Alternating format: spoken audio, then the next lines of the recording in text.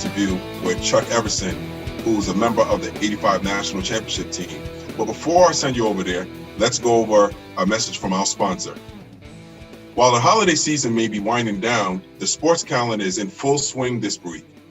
From the collegiate to professional sports, there is no shortage of action, and there's no better place to get in all of the action with the DraftKings Sportsbook, America's top-rated sportsbook app. If you haven't tried out DraftKings Sportsbook, what are you waiting for? To celebrate this year's college football playoffs, DraftKings is giving all new users the chance to bet on any semifinal team to win a championship at 100-1 odds. That's right. All you have to do is bet $1 on any semifinal team to win the championship. And if your team wins, you cash $100. While we are all excited for the football, let's not forget the 2021 basketball season just kicked off. So head up to the app now to check out all of the DraftKings daily odds boosts. DraftKings is safe, secure, and reliable, making it easy for you to deposit and withdraw your money at your convenience. Download the top-rated DraftKings Sportsbook app now and use promo code FIELD68 when you sign up to get 100-1 odds on any semifinal team to win it all. That's code FIELD68 for new players to get a shot at $100 on any semifinal this week for a limited time, only at DraftKings Sportsbook. You must be 21 years old in New Jersey, Indiana, or PA. Restrictions apply. See DraftKings.com/sportsbook for details. Gambling problems? Call 1-800-GAMBLER or in Indiana, 1-800-9-WITH-IT. Lastly, don't forget, subscribe to Blue Blood on the Mainline on your Podstream casting app and follow Field of 68 where you'll find us in YouTube. Welcome to another episode of Blue Blood on the Mainline. I'm your host, Jason Fraser. We have Villanova legend here, the national champion, class of 85, Chuck Everson. Chuck, how are you? Jay Frey, my man, how are you, buddy? Good to see you. I'm great. Thanks for coming here and joining us on Blue Blood on the Mainline to talk Villanova basketball and all things basketball and all things Villanova.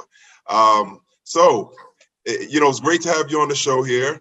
Tell us about the interesting story that you and I from Long Island about your recruitment and Coach Massimino.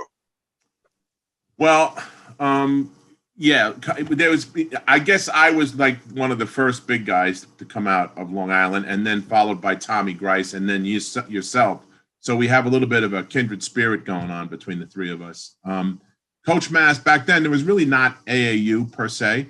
So you had to go to basketball camps, and I went to his camp in the Poconos. And every day they had a workout session at 7 a.m. Now, there was no cell phones. There was no alarm clocks. You had to figure out yourself, get up and go. So I'd always be getting up early to look at my clock to make sure I was at the workout. It was kind of an extra help thing. And I went, to those every morning. I was there, and he would drive around in a golf cart with Mitch Bonaguro, who was the guy that was recruiting me. And they said, hey, this guy's here working every day. Sometimes there was only two people there. It was me and the instructor, or me and one other guy, but I was there every single day.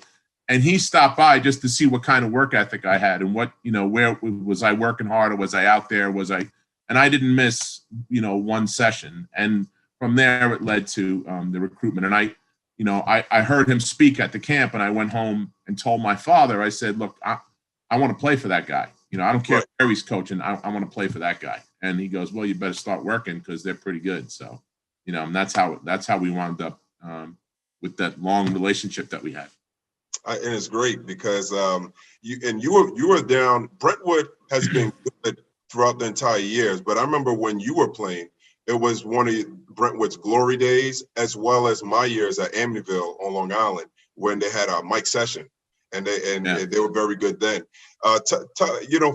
For especially those on the East Coast, bring us back to memory lane, what it was playing ball back then, with all the rivals on Long Island and all the East Coast basketball. Well, on the island, and you can attest to this, Jay, on the island, there was always, we weren't playing Amityville, or we weren't playing, we were playing Jason Fraser, for example. Obviously I'm a little older than you, right. But with Lindenhurst, we were playing the Steffen brothers. With Walt Whitman, we were playing Alex Agudio. With Brentwood, they were playing me. So it was, you always had one or two guys that were pretty good that kind of were like the face of that team. And it was a very different style of ball than what you see today. Obviously, it's changed over the years. It was more physical. It was more inside the post and out. Now everybody's shooting threes, and it's a different game. But when I played, it was very advantageous to be as big as I am because the ball went into the post. And then I would kick out. When necessary for a jumper or whatever like that. Yeah.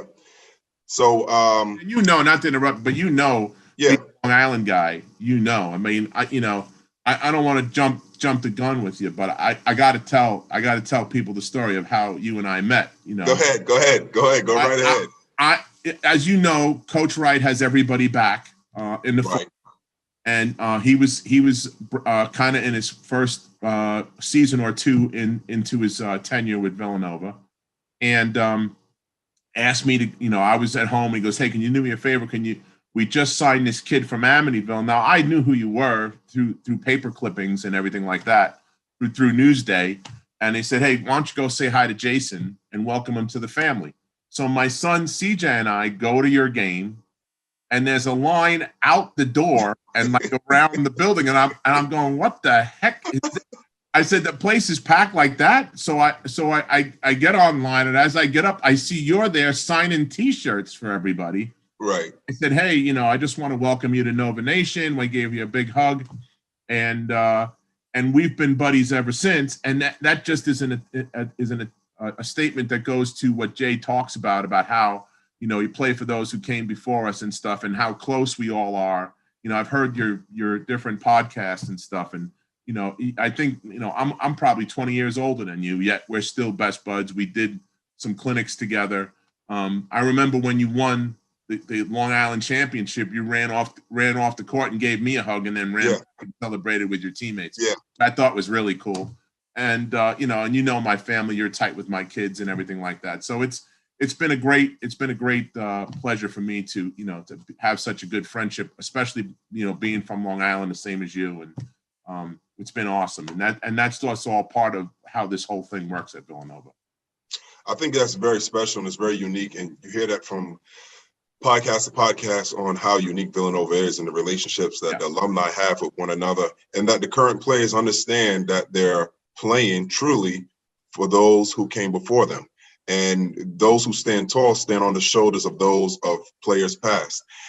With that being said, what about this team now, even with this new style? How about Jeremiah Robson Earl and also Colin and the rest of the guys who are playing in sync, and they're just getting better and better and better? What do you think about the team now, the new style of basketball, how they adjusted to it, and also their early season success?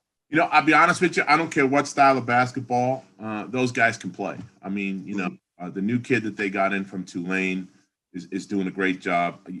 Jeremiah is doing a great job. Colin Gillespie, Moore has been awesome. Yeah. And they've all been gelling. Jermaine Samuels, he's doing.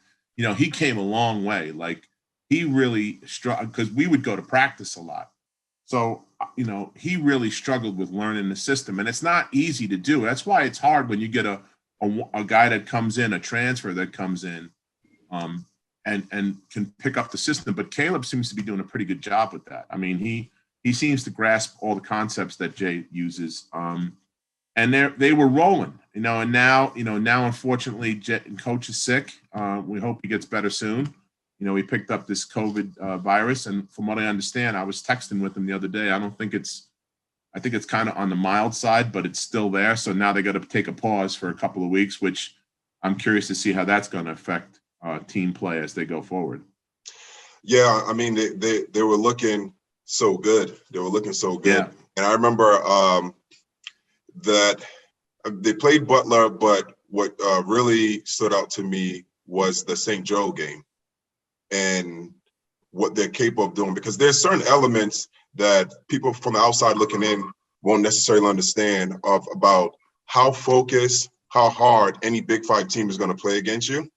And the fact that, you know, St. Joe's, they would come back with a three, they would come back with a big fast break bucket, and they were doing so many different things.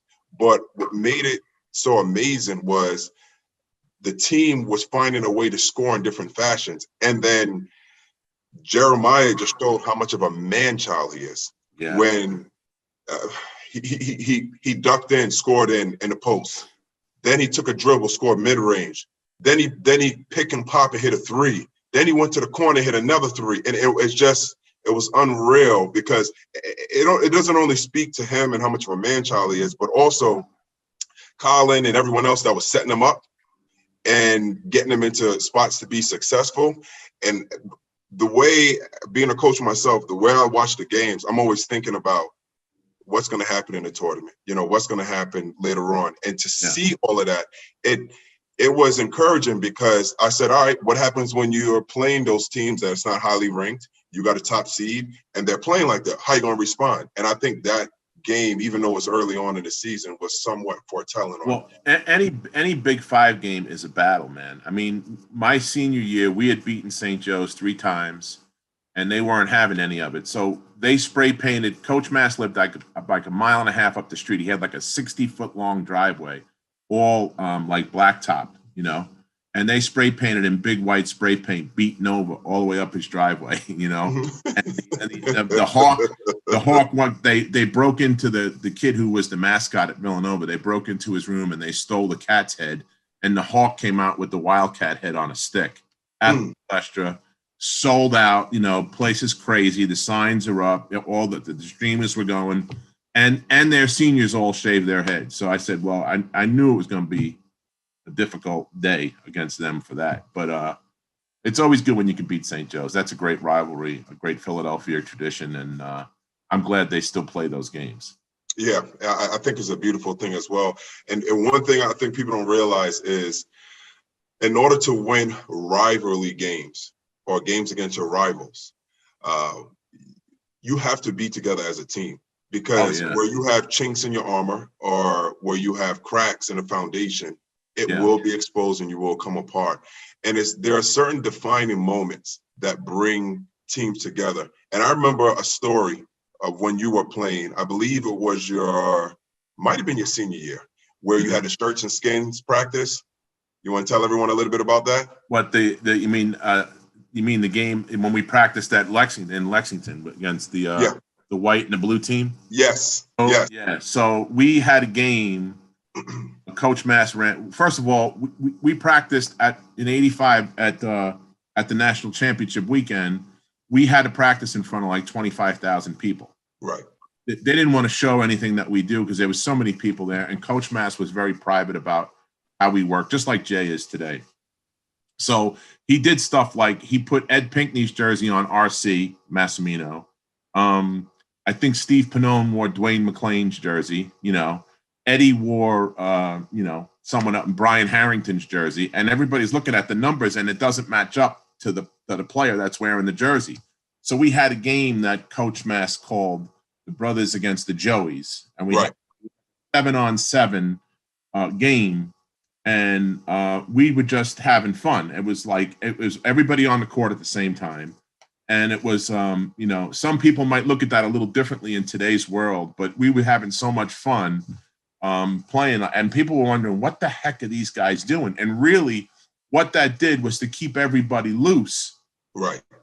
For a very, very stressful weekend of basketball, and it kept everybody loose. And we still joke about it amongst ourselves. Every time we get together, we're always talking, and depending on who you talk to, we'll tell you who won the game. So if you talk to me, I say we won. If you talk to Ed would have a different story. Right. Hey, and you know what? I get it. A difference in time and difference in generation and day and age, where certain things are sensitive, certain things are not. But one thing I think is important about that, the missing element that individuals don't discuss, is what went into your brotherhood, if you will, as a team, being from Villanova, having to prove yourself in the Big East. Because let's not forget, at this time, you had St. John's, you had Georgetown, I mean, their programs weren't. That's the best their programs have ever been, right? Yeah, yeah, And yeah. You're almost in this David and Goliath fight and showdown, ensuing showdown. But what went into that? Speak about some of the stories of previous years with being with Panone and being with other people in individual cases where it made you guys as a family that you were able to do certain games like that. Well, as it's kind of a rite of passage. The seniors teach the younger guys, and then when they get to be seniors, they teach the younger guys, and it goes on, and it's still like that today.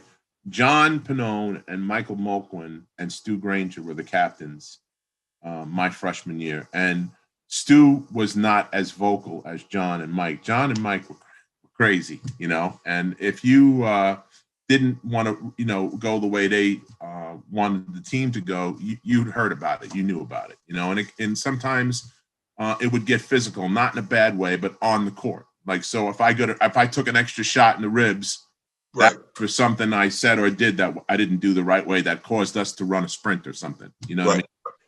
But as you got in, and then it was the seniors' turn in '85, and it was Gary, Eddie, and D-Train and Brian Harrington. And those guys had a different way of leadership. They led by example, and they kept everybody loose, especially Gary. Gary was like the team comedian, but we were a very, very, very close-knit group. In other words, if you had on your teams, I'm sure you had one or two guys who you were closer with than other guys. Okay. And maybe for me, it was Wyatt Maker at the time, but when I went out someplace, if we went to a movie or whatever, went to get something to eat, I didn't go just me and Wyatt. I went me, Wyatt, Dwayne, Prez, White, and it's not the same 3 or 4 guys every time. One time it might've been Steve Panone and RC and, and Eddie, and it was very, very close group of guys. And the proof of that is we're still very, very close today, 35 years after that game. I talk to these guys, probably I talk to somebody from the team at least once or twice a week, not the same guys necessarily. And what's funny, Jay, is after we've been through what we went through, I think if we won or lost that game, I think we'd still be very close. That's just the kind of guys that were on that team.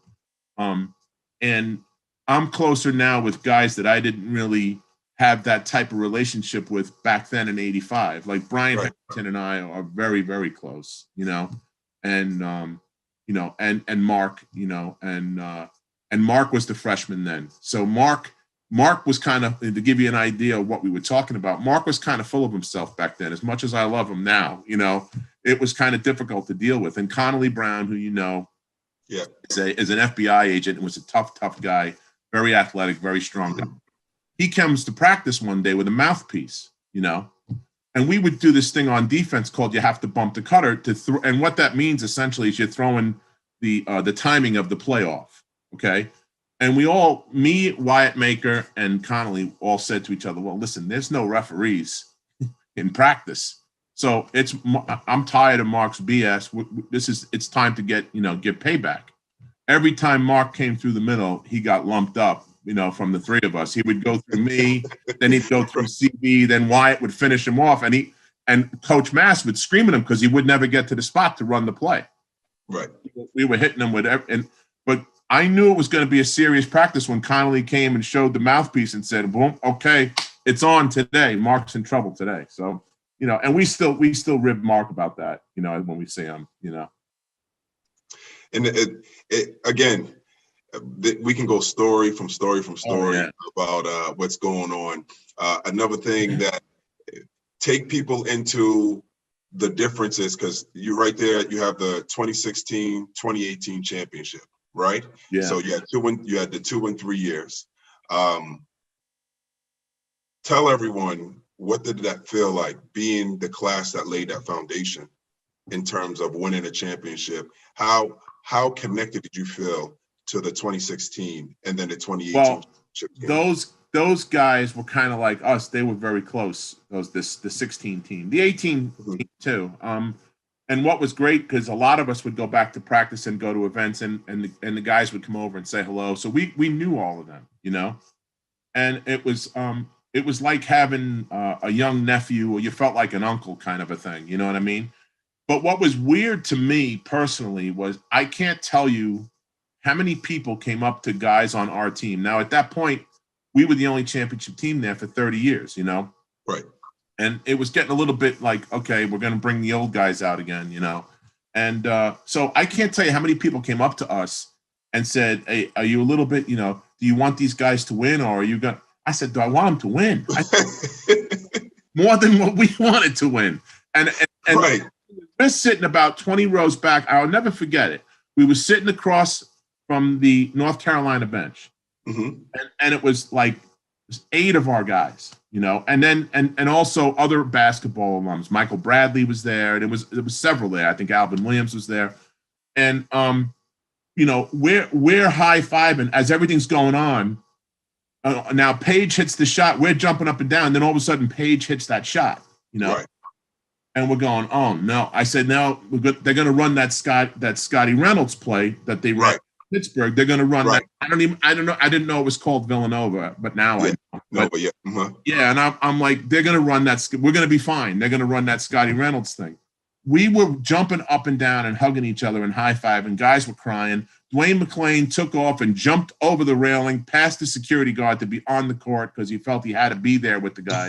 It was nuts, man. We were so ecstatic for those guys, and you know, and they know that. I mean, you know, Daniel Chefu, you know, the guys came back, and they were at the hotel, and they were in the back, so the door kind of cracked open. He saw me and Prez standing by the door, and I see this big hand come out, and he pulls me and Prez back in, and we have a great picture of me, Prez, and Danny with he's got the net around his neck.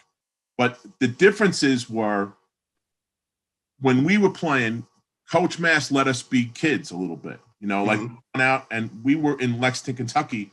So we went to the horse farms. Next thing you know, we're petting Seattle Slew, which was a famous thoroughbred, and an Alydar and a Firm. These guys all were Triple Crown winners, these horses. And we're hanging out, and these guys were locked up in their rooms. They saw the film room, their hotel room, the locker room, and the court. And that was it, you know? And we were able to get out. And like, I remember Ronnie Stewart, who's played at Brentwood. We didn't get to play together because there was 2 schools at Brentwood, Ross and Sonderling. Mm-hmm. Ronnie played at St. John's, and of course St. John's was in the Final Four. So me and Dwayne McClain went over to the St. John's Hotel, and we were hanging out with Ron and Chris and those guys, and just saying, hey, can you believe, you know, Ronnie and I were having a moment because there's 2 guys from Brentwood were in the Final Four together, which we thought was really cool, you know, and Ron's such a good guy, you know, and so we thought that was cool, but they could never do that, you know, under how things work. It just, you know, Coach Mass said, hey, be back at 5, films at 5. If you're late, don't come back, you know, and they don't, you know, it's a little different now. And it's funny talking to the guys that played for, like yourself, that played for Coach Wright, played for Jade. And then you talk to some of the guys that played for Lap when he was coaching, and it was a little different, you know. Now, we had, on one of our Florida trips, Alvin Williams asked to come down one year, so we let him in to hang with us. We made sure it was good with Coach, and Coach was like, "Yeah, I'd love to have him." So he was part of the group for one visit. He couldn't believe how loose we were, and still are. You know what I mean? He was like, He goes, we were so wound up and so afraid to make a mistake. I said, well, that was never an issue. You know, it wasn't, you know, we always had fun first. I mean, I think Coach Mass's mantra really was work hard and play hard. That was kind of his thing, you know, and he let that go down to us. Yeah. And it's so interesting because a lot of society drives that, you know, back then. Because remember, at that same time, when you guys had so much freedom, and that special coach, Villanova, has a line of special coaches who are unique in their own way. Yeah. You know, back then, kids, you remember that? Kids will go out and I see you, you know, get in by sundown.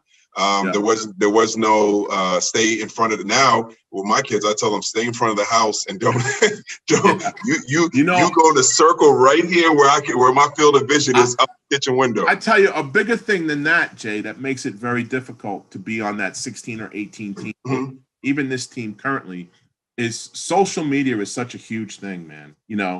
And they can't go anywhere or do anything. People want to take pictures. Everybody's got a video camera. So you can't really be a kid. You have to be a professional. Right. Walk in the door right from the jump. We made mistakes, and we I can't tell you how many sprints we ran in the 4 years that we were there. We paid for our mistakes. It's kid being a kid.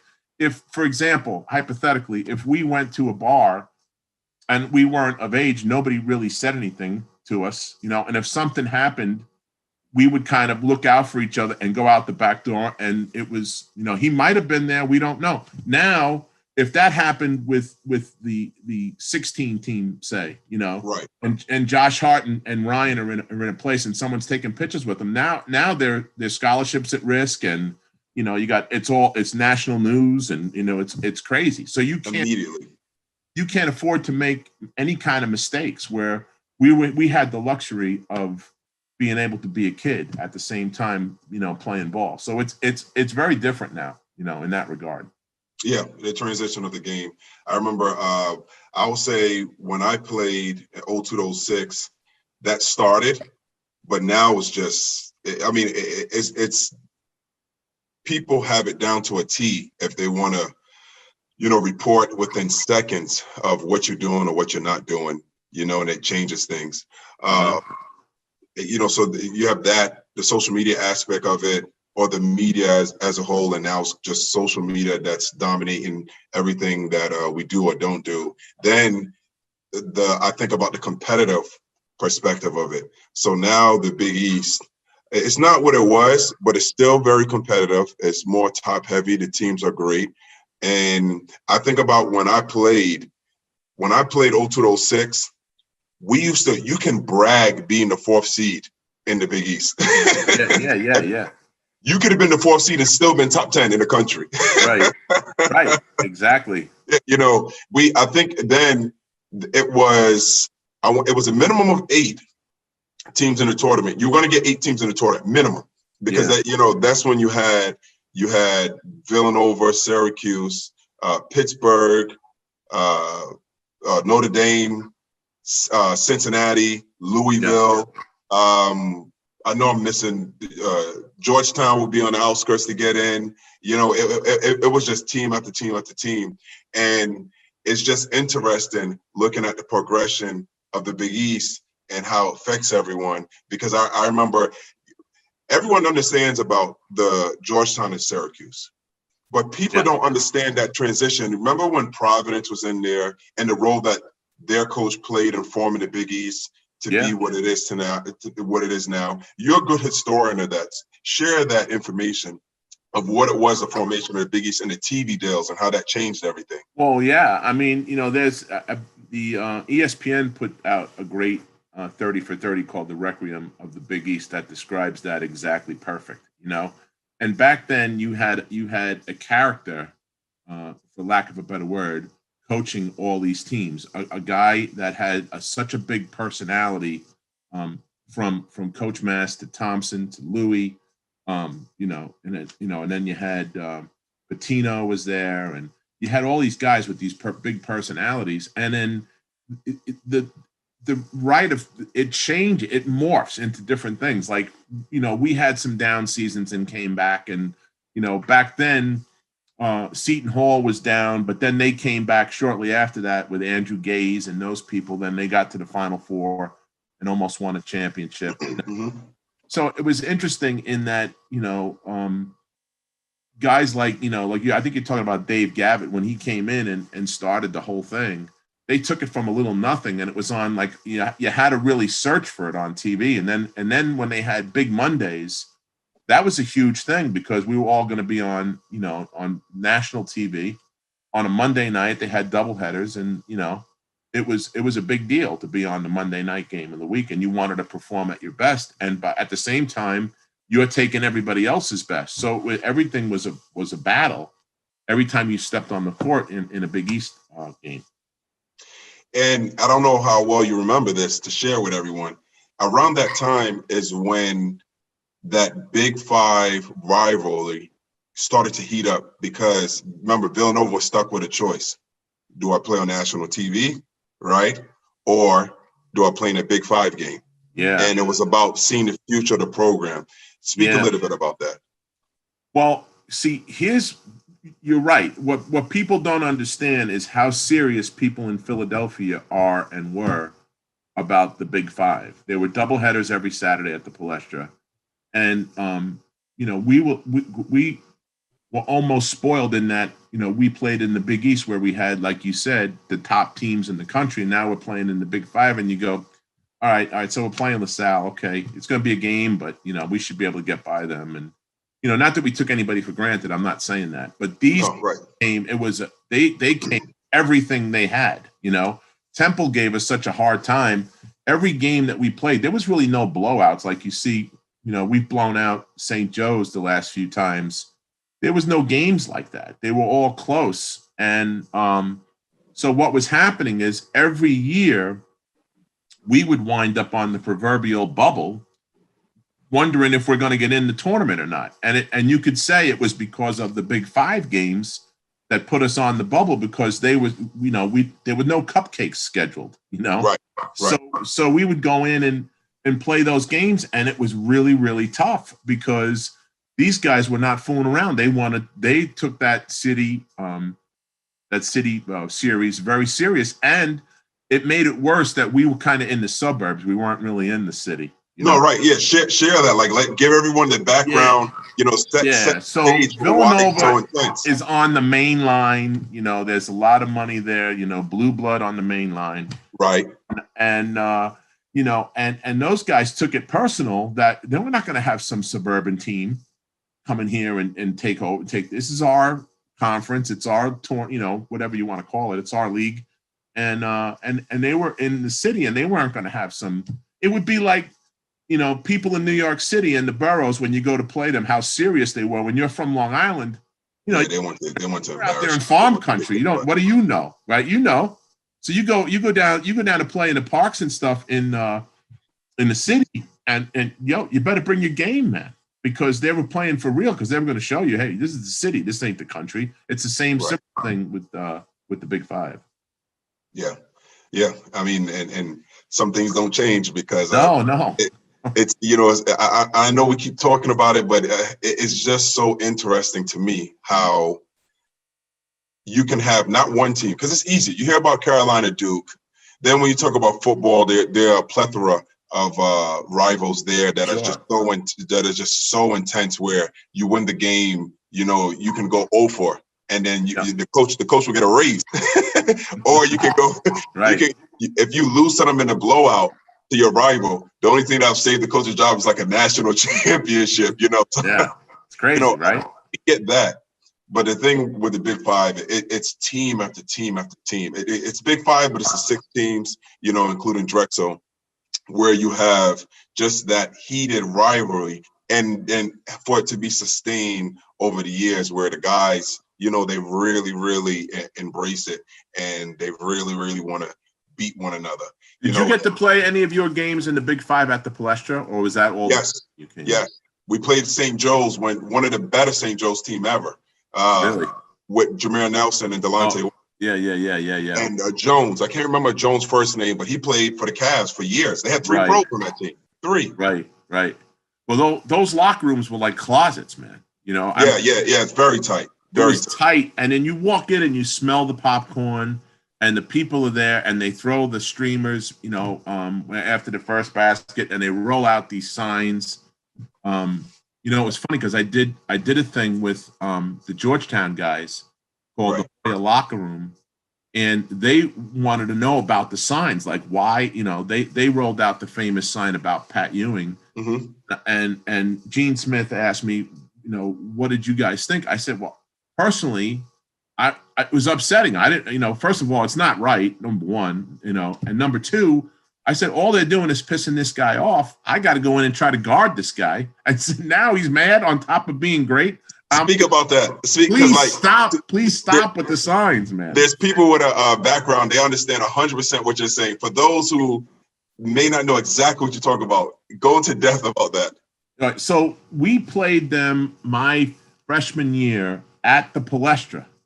Right. Normally those games, which was insane to have that caliber game, because my freshman year, that team was probably better than the 85 team. Mm-hmm. John was an All-American, Pannone and Moakland was real good. Stu was awesome too. And plus we had the guys from the 85 team on that team. So we're down 5 with about 48 seconds to go. Right. We win the game in regulation, and they played the game with 3 officials. It was like they were testing stuff out. So everybody fouled out. Everybody had foul trouble, including Patrick, I believe, fouled out. And Eddie had 27 points and 22 boards against them. And it was the first time I played in a game where we win the game and everybody in the stands wound up on the court. Where I'm being a Yankee fan, I remember when Chris Chambliss hit the home run to put him in the World Series and everybody mobbed him. It was that fighting people off to get off the court. It was insane. But in that particular, what they would do is roll out signs about the best players on the other team. Right. And somebody rolled out a sign that said something like Ewing can't read this or something and spelled can't Kant and REIS. So I was like, man, you're just making this guy mad because he was so good. Jason, I mean, he's a guy that you had to be at your absolute best just to hope to compete with that guy. And when I ran into him, now that he's coaching Georgetown, when I've run into him a couple of times, I thank them for making me better, because if I didn't have him to look at, like, okay, on the schedule, that's one of the games that you circle that you better be, I can't tell you how what we thought of him as a guy and as a warrior and that all of that stuff. And then you see this and you go, oh man, this is Philly being Philly. These are the same people that threw snowballs at Santa Claus at the Eagles. Right. I said, and now they're doing this, and that just ticked him off. That just gave him a little added incentive to play. But it made the atmosphere of the place was raucous like that, and it made it a really, really cool place to play. I mean, especially if you were the home team. We played Syracuse there. We played the Razorbacks there, Arkansas Razorbacks on national. We won a game. Dwayne had an incredible dunk over Pearl Washington, on national TV there, and we won the game with we ran a play out of bounds. And Gary stepped out, got the ball, made it look like he was going. The center, whether it was Eddie or John, in that case it was Eddie, sold it, cut to the ball, cleared out, and the guy that threw the ball in bounds set the back screen, and Dwayne just went up and tomahawk dunked it over whoever was there, and we won the game at the buzzer like that twice, and the place went berserk. So it was an awesome place to play, and I was just wondering if you still got to experience that, because the atmosphere there is second to none. Oh man. Oh yeah. So yeah, with the St. Joe's game, we played even the UPenn games. UPenn was they were one of the better UPenn teams. Not as good as UPenn at its apex. I think what was it, the 70s? They were rolling. Right. That's when they were making. They made the Final Four back then. Yeah. Right. I think when Bird and Magic were in the Final Four, I think they were in the Final Four. Yeah. So it obviously wasn't as good as those teams, but it's pretty good. I remember the big. It was I think his last name was like Anakwe. It was something similar to that. Yeah. I mean, they were good. We played. I want to say we played Temple in the Palestra. We played a few teams in the Palestra during my tenure at Villanova. And other than the locker room was my favorite place to play. Right. It was tight. I said this before, but it was so intense. When you talk about intensity, Temple was playing. I can't remember who they're playing, but they were playing another team. We're there for a game, obviously outside Temple, because you remember they will have 2 or 3 games back to back, and so now the fans are exchanging. So Temple were finishing their game, and it was a tight game. intense. The game had to be within 1 or 2 possession, 1 minute left. So everything's intense. We're getting there. And we're crossing over just to get to our space, to give everyone room to finish their game. And then we're going to start out. Then we'll set up for our game. And I'm walking in on crutches because it's one of the many times I had surgery or some kind of procedure done on my knees. And I'm limping and I'm trying to like go over quicker. And you hear people from the stand saying, "Hate you, Fraser. I hope you break your other bleeping leg." Right. Oh, yeah. Yeah. So, welcome to Philadelphia, brother. Oh, yeah. The city of brotherly love.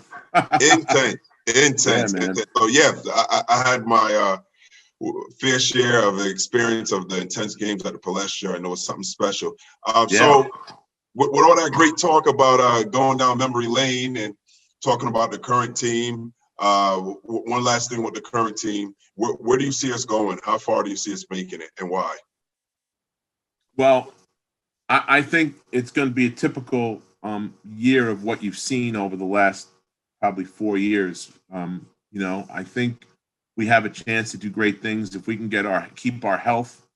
And I think once we get to the tournament, I'm assuming we'll make the tournament. But once we get to the tournament, they'll be in a bubble situation, which I think will help. I think the sky's the limit, really. I mean, it depends on, listen, no championship was ever won without a little bit of luck. You know what I mean? Right, maybe the 18 team, because they were pretty dominant. But every other championship, I mean, you have, a ball's got to bounce your way here or there. If we get those breaks like we got in 85 and 16, who knows? Maybe we're looking at another Final Four. I don't know. I hope so. I mean, listen, it's so much fun to be a part of this family, this program. And to have Jay do the things that he's done and taken the lessons he's learned from Coach Mass and, just taking it to another level, put his spin on things and took it another notch up. It's the basic principles were there. And then he polished everything up and just took it to another level. And, I talked to a lot of basketball alums, as you know, both guys that have played after me and played before me.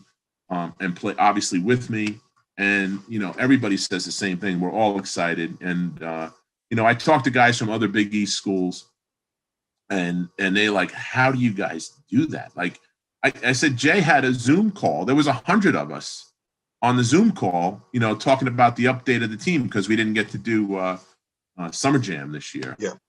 So they had the Zoom call, and they couldn't believe it. They can't get 5 guys together. We got 100 on the. I think was that the one I was on? I don't even know if you even know. I was on it, and it was giving us an update about. I was on that Zoom call, and we were talking about various topics, just updating everyone. And I think what I like about it is it's legit in terms of Coach Wright is spearheading it. He's given the state of Villanova basketball and what we need to do, but most importantly, there's a legitimate Q&A. Towards the end, you can chime in. It's really a family. It's not, I'm going to sit here on my pedestal and I'm just going to preach to you guys and you're going to just shake your head. Yeah, and he doesn't duck any questions, Jay. I mean, you can ask him virtually anything and he'll answer you. You know what I mean? It's, there was some questions asked about me. Listen, Mark Plansky called me immediately after and he said, "Hey, do you think we could live like these guys are living right now? There's 3 apartments in that new dorm that they built. All the guys are living there, and they're allowed to go to the Davis Center and then back, and they have all their meals prepped for them and all that other stuff." But I said, man, I don't know if I can live with y'all like that all 24/7. I said, because, what happens is I room with Wyatt Maker my first year. We're playing for backup minutes. So he's the first guy I see in the morning, the last guy I see at night. We're beating each other up in practice all day long. We eat together, sleep together, we get chat, the whole thing, everything, and it came down to, we went at it one time on the dorm, and it was crazy because it was, somebody had these swords that they had hanging. We just took the sword and started going like pirates and they kill each other. Somebody came up with a lacrosse stick and started whacking us with the lacrosse stick. And we looked at each other like, what are we, crazy? What the hell? That's when we figured out that, he's got to move next door next year. We can't live together, because we would have killed each other. So I don't know how they I don't know how they do that, because you can't have the one thing that was back then, you had friends that didn't play sports that were on your hall, and they had things for that. In other words, we had the Alley Cat tournament where Father Stack had this tournament set up, and was one player on each team, one scholarship player, and you go out and we played on the tennis courts. So you would get your friends, you would try to get people that played in high school at least, so you'd have a team, so we were able to do stuff like that, but it's totally different now, so I don't know how they would, how they get along like that, being such tight quarters. I remember Coach Pinckney was on and he spoke about, because he was on the coaching side when I was playing. And again, being a part of Coach Wright's first full recruiting class, he had a full recruiting season to recruit. And well, let me say that special shout out to respectfully to Marcus Austin and Chris Charles, who were there when Coach Wright's first year coaching at Villanova. But I remember it was so big on, like, we were always around each other. And you got on one another's nerve, but there was always a lot of like love, a lot of togetherness, where I think what got us through, Coach would push us so hard and was so brutal in a good way, in terms of discipline, in terms of excellence, in terms of being your best. Like, he used to line us up on a baseline, and if, let's say I wasn't the best at math and I really should be getting a D naturally, and I fought hard and I got a B minus, he would call you out. He would say, Jason Fraser got a B minus in calculus. Congratulations, I'm so proud of you. Almost as if he's talking about me dropping 20 and 20, during a Big Five game to go, go undefeated and beating a team that we haven't beaten the longest. He will line us up and talk about our grades and talk about how proud I am of you and hug us. And that, I think, it's almost like we went through something together and we were surviving. And as much as we got on each other's nerves at times, we were all we had. So it was like, and what did help, I know when we went, I don't know how it was everywhere else, there were some guys, we used to mess with Baker all the time. Baker, I think, was the only one that he wasn't the only one, but Baker had overwhelmingly more friends outside of the basketball team than he did with the team, where he hung out with guys on campus. Right. But all of us, we were friends with the football players, like tight to this day, with the football players. And then also I was in Stanford, and we had the B wing. And on the B wing right there, Curtin A-Ray was on the same side of the building, but on the other side, in terms of the hallway. So there was a split in between. And I was the only one on my floor. I had made friends with 8, but 6 of us are friends, stay in touch till today before you get to Curtin A-Ray's room. So I think that was a good buffer for us. We had, back then, we had the video games, and we played Medal of Honor on the laptops. And you want to hear this. We had all our dorm rooms open, and all you can hear is, like, Chuck, let's just say you're down the hall and you sniping me from the clock tower. All you hear is, damn you, Chuck. that kind of thing, down the hall.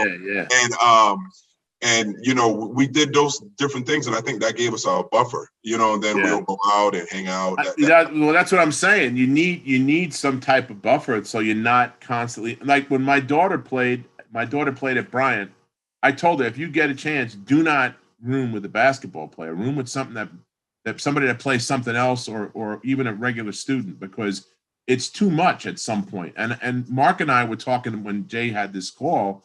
Mark and I were talking about, man, I don't know if that would have been tough. I mean, what they're going through, just to have a season, my hat's off to them. I have a lot of respect for them, because they're really sacrificing. And people think, okay, you got a full scholarship, but like everything. Listen, there's nothing free about a full scholarship. You pay blood, sweat, and tears, man. And those of us who know, it's nothing. Yeah, monetarily, you went to school for free, but there's a lot of stuff that goes into it that people don't get. Like, they give up and sacrifice a lot of things to be part of the program. It pays dividends in the end. When you leave there, it enhances your whole experience of being at the school, and you have family for life, really. You know what I mean?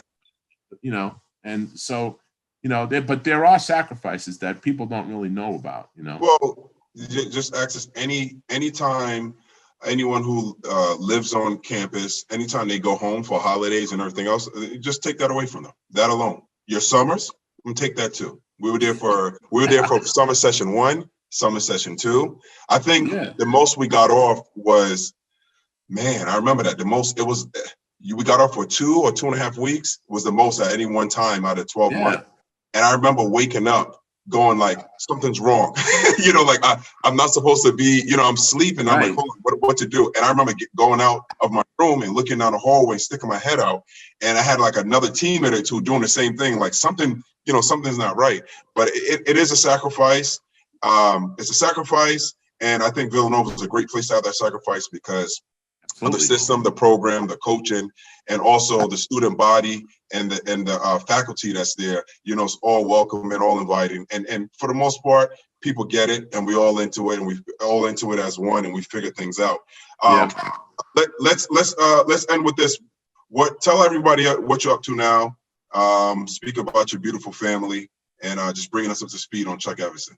Well, I'm still on Long Island. And now I switched. I was with Sunoco for 22 years. I left Sunoco last year and went over to 7-Eleven.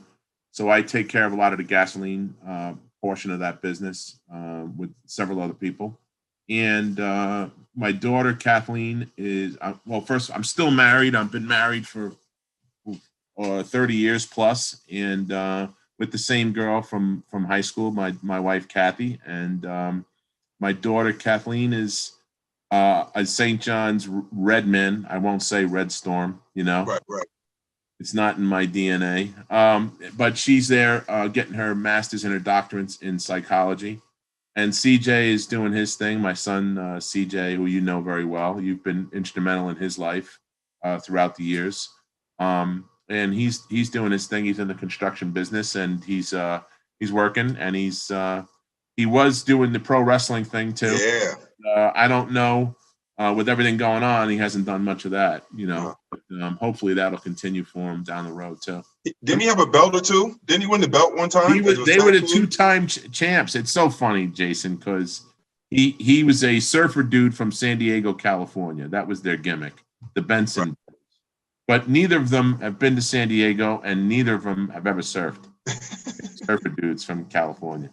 Yeah. And their birthdays are literally one day apart, the 29th. Oh wow, you can't even make it up. Yeah, so I know another couple of guys that have birthdays that are fairly close together, don't you? Yeah. Well, for those who don't know, apart, probably. Chuck and I share the same birthday. Just a few years apart, but we share the same birthday. Yeah, a few gray hairs, man. Right. So, I got one somewhere right there. You got one. Thanks, Jay. I got one. Yeah, I'm working on catching up. But Chuck, it was a pleasure. I love you. We're Wildcats for life, and we finished the show one way only. I'll say it. You know how to finish it. Yep. Once a Wildcat, always a Wildcat. Thanks for having me, Jay. Thank you. All right, I love you too. I'll speak to you later on. All right, take care. God bless you.